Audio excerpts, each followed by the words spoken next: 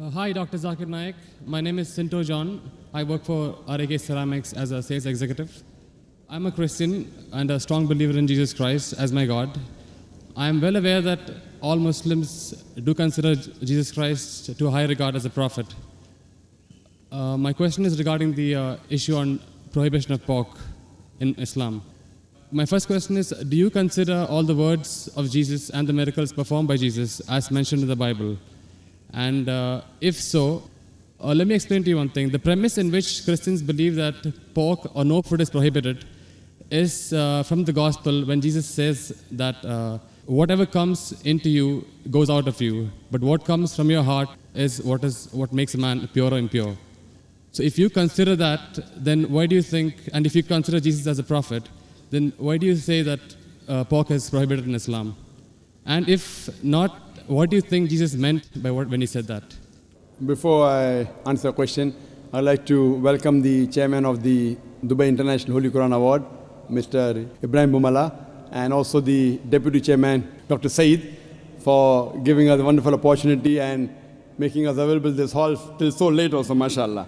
I'd like to thank him, and I pray to Almighty God that He gives more opportunity for people of Dubai to hear such lectures, and so that more and more people get hidayah. And inshallah, the thawab of the people accepting Islam will also go to the Dubai International Quran Award, inshallah. To Dr. Ibrahim Bumala and also to Sheikh Muhammad, inshallah. The brother asked the question that, do I believe in the miracles of Jesus Christ mentioned in the Bible? Brother, I believe whatever is mentioned in the Bible, if it matches with the Quran, I believe in it. If it goes against the Quran, I disbelieve in it. If it does not go against, does not match, it is ambiguous. Whatever is matching with the Quran, I believe in it. As far as the second part of the question is concerned, that you say regarding the prohibition of pork, it has been nullified because Jesus Christ, peace be upon him, says, whatever comes in to you goes out, and main thing is from your heart. How does this nullify? You fail to realize that means you are not reading the Bible. Jesus Christ, peace be upon him, said in the Gospel of Matthew, chapter number 5, verse number 17 to 20, it says, think not that I have come to destroy the law of the prophets. I have come not to destroy but to fulfill. I have come not to destroy but to fulfill. Whosoever shall break one jot or tittle from the law, he will be called least in the kingdom of heaven.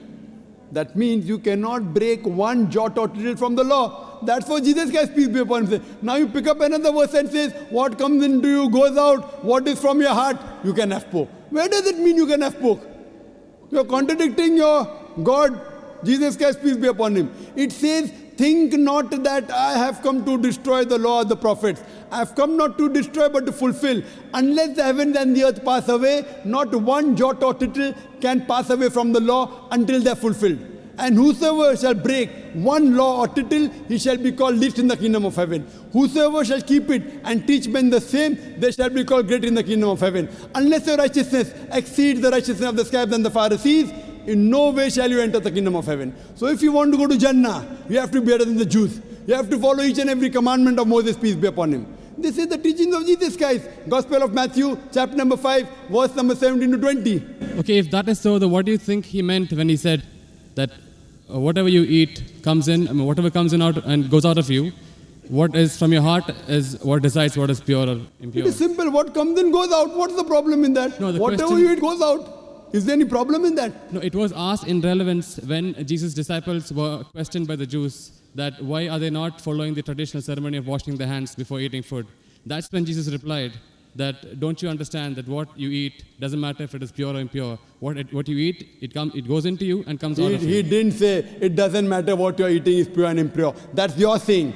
It's not mentioned in the Bible that way. No, it is mentioned in the Bible that what you Does eat... it say that whether what you're eating is pure or impure doesn't matter? Does it say that? No, it doesn't say. I'm sorry. Okay. So please don't put your words in the Bible, please. Fine. But what I am quoting is verbatim. Fine. You can check up. I'm quoting from my memory. I don't have the Bible in front of me. But you're saying, you're putting your words into the Bible. No, but he definitely said that what you eat comes out of you. Of course, what you eat has to come out.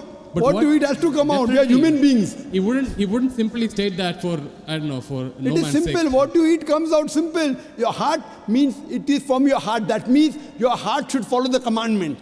No, Because what Jesus he- Christ, peace be upon him, said earlier, don't break one jot or tittle. So if your heart is in it, you will not break a single jot or tittle. Simple explanation. Fine, You but don't he have to was- be a doctor of divinity. He was trying to prove the Jews wrong by saying that it is not important. No, not that- at all.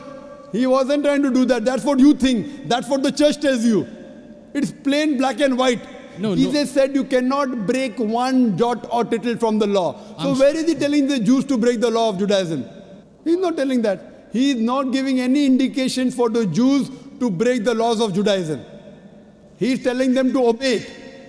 It is your understanding of the Bible. Nowhere does the Bible say that. He did think that the Jews were not completely obeying the laws. They had- Correct, I agree with you.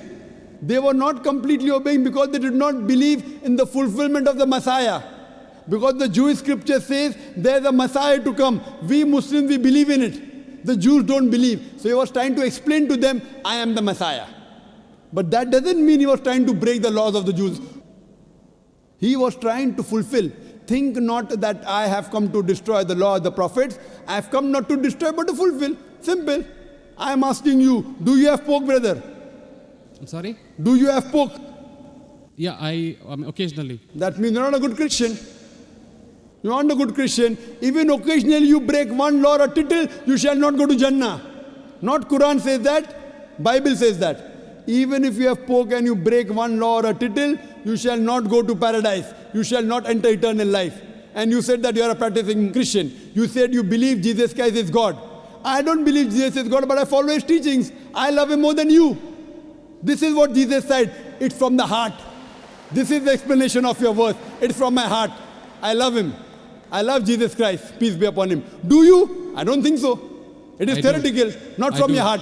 Verbally, yes. No, I do, very strongly. So if you strongly believe in Jesus Christ, peace be upon him, why are you disobeying him? Why? Why are you disobeying him? I don't think I am disobeying him until now.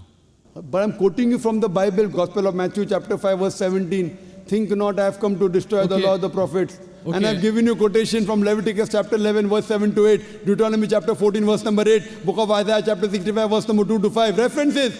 Okay, if that's the case, in the Old Testament it is said that an eye for an eye, a tooth for a tooth. But what did Jesus Christ say? If somebody slaps you, show him the other side. Now isn't that like a defying of the law? No, Isn't it's that not a correction? defined. I will give you. What you're quoting is references from the Gospel of Matthew chapter number 5 verse number 38. Okay. I will give the quotation. I don't want the quotation, I want the answer for my question. But first I'll give the quotation reference, then I'll give the answer. Na? Fine. I always give with proof. You believe without proof, you can do that. I am a man of proof. With references from your scripture. Okay. Gospel of Matthew chapter number 5 verse number 38. It has been said of the old times that eye for an eye and tooth for a tooth. But I say unto you, whosoever takes a shirt, give him the cloak. Whoever walks with you 1 mile, walk with him twain. Whosoever offers you one cheek, offer him the other. That's it. It doesn't mean that he's going against it. But He's is showing there- it has been said of the old times. But those two laws don't correspond. They are totally different. They're totally against each other. But those things, what Jesus Christ, peace be upon him, said, it's time to get remedy. People misunderstood. They misunderstood the law. An eye for an eye and tooth for a tooth means there should be justice. That doesn't mean someone by mistake, a child is playing cricket and if the ball hits the eye, that doesn't mean you break his eye. People misunderstood the message. He was correcting it. Same way how you misunderstood the message that Jesus said had pork. Where did he say have pork? It means that people misunderstood. They are following the law by the letter, not by the spirit. What you have to realize that it means that if by mistake someone is playing cricket and suppose the ball hits the eye, that doesn't mean that you have to take the eye of the boy. So you have to follow the law in the spirit. And you have to see the meaning of it. That's important. That's what Jesus Christ, peace be upon him, tried to explain. I'm asking the question, will you follow Jesus Christ, peace be upon him, law today? If someone slaps you on one cheek, will you offer the other? There are many people waiting in the queue. Will you do that? I'm sorry? There are many people waiting in the queue. Okay. Will you follow Jesus' law? If someone slaps you, will you offer the other? No, but that is wrong then. According to me, it is wrong. According to you, it is correct, na? You believe Jesus Christ is your God, peace be upon him. Yes. If someone slaps you, will you offer the other? So you can come on the stage here. We'll have many people slapping you. I didn't understand actually. It's not clear. That verse of the Bible also says someone slaps you on one cheek, offer the other. Yeah. Do you believe in that law? I do, yes. So if someone slaps you, will you offer the other cheek? Exactly. If I don't, that means I'm disobeying his laws. That's it. Okay, suppose if I tell that from today, everyone will come and hit you on the cheek. Maybe once or twice you'll offer. Will you offer always? Well, that depends on my depth of the faith. I mean, if I'm really strong believer, then I would definitely offer.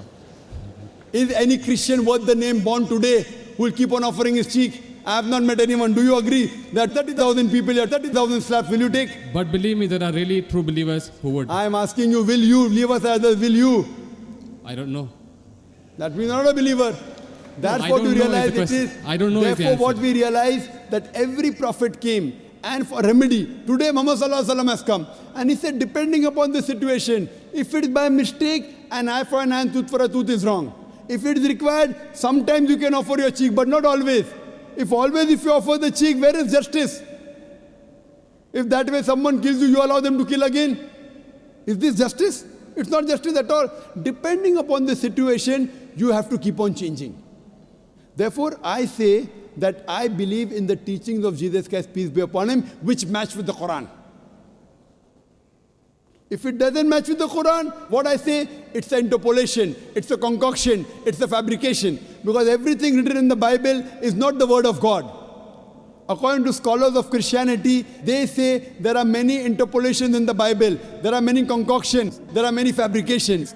According to Christian journals, they say there are 50,000 errors in the Bible. How many? 50,000. So therefore, I don't consider Bible to be the word of God. There are many unscientific things mentioned in the Bible. If you read the book of Genesis, I can give a lecture only on the contradictions, on unscientific things. I don't consider word of God. Do you consider Bible to be the word of God? Yes. Okay. Now, do in the book of Genesis, chapter number 1, Yes. verse number 16, it says, Almighty God created two lights. The greater light, the sun, to rule the day, the lesser light, the moon, to rule the night. Bible says the light of the moon is its own light. Do you believe in that? The light of the moon is? Is its own light. Do you believe in that? No. That you don't believe in the Bible. Bible says in the book of Genesis, chapter number 1, verse number 14, Almighty God, He created the earth on the third day, created the sun on the fourth day. That means the earth and vegetables came before and sun came later on. Do you know science, brother? I'm sorry? Do you know science? Yes. The Bible says earth came first and then came sun. Is it correct? I don't know. No. Scientifically, is it correct? The earth came first and? Then the sun came. Earth came on the third day, sun came on the fourth day. Is it possible? We know the sun is the parent body in the solar system. All the planets that revolve around the sun, they are the bodies from the sun. You know the Big Bang? Yes. So it is created simultaneously. But the Bible says earth on the third day, along with vegetables, sun on the fourth day. How can the vegetables survive without sunlight? Is it possible? If God can make it that way, why not? But do you believe in that? See what God can do, but will God do something which is wrong? Illogical thing God will do. See, reasoning with God, I don't think it is in our scope. It is beyond our scope. It is not in your scope, but in the scope of human beings like me. God has to be logical. You can't be illogical. Then if you say illogical, then you believe every monkey, any stone, any tree is God. But what Brother, what our brothers in India do, everything is God for them. And then you say, don't argue with God, don't reason with God. So then you start worshipping the stone also. Brother, you can't be illogical. Seek ye the truth shall free you. Thank you. So hope you seek the truth, brother. Sure.